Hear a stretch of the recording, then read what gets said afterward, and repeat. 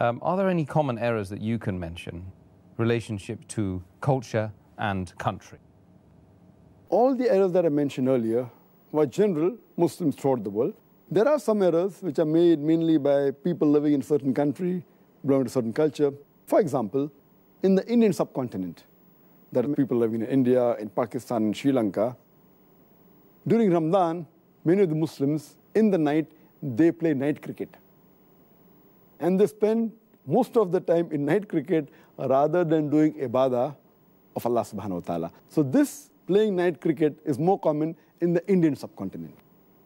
Now, if you go to the Arab countries, especially the Gulf countries, there, many of the offices, many of the working places, that is in the market, etc., they change their timings.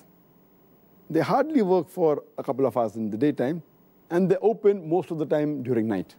So what happens? It encourages people to do shopping in the night rather than in the day, and they get more business, and they're inviting people rather in spending time in remembering Allah subhanahu wa ta'ala. Muslims spend their time in shopping and eating during night time. And furthermore, those people who are employed in the shops, they are forced to come at night time because it's their duty.